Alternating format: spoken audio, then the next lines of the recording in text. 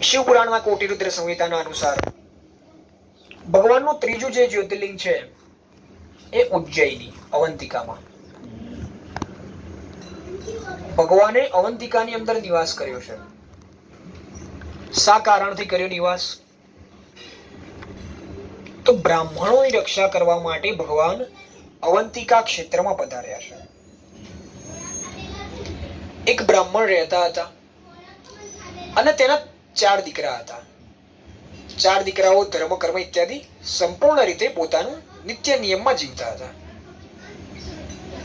ત્યારે એક દૂષણ નામનો દૈત્ય બ્રહ્માજી દ્વારા વરદાન મેળવીને તે ક્ષેત્રની અંદર આસુરી વૃત્તિઓ કરવા લાગ્યો.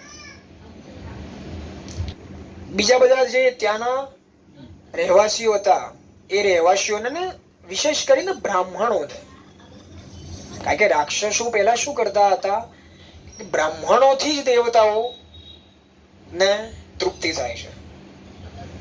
જો બ્રાહ્મણો જ નહીં હોય, મંત્રો જ નહીં હોય તો દેવતાઓને તૃપ્તિ નહીં થાય.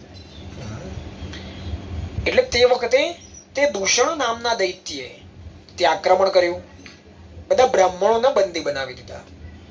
ત્યારે આ 4 જે દીકરા હતા બ્રહ્મકુમારો, એ બ્રહ્મકુમારો નિશ્ચિતપણે શિવની ભક્તિમાં લાગી ગયા અને ત્યાં નીચે જમીનમાંથી શિવ ઉત્પન્ન થયા એવા મહાકાલેશ્વરનું આપણે સ્મરણ કરવાનું છે.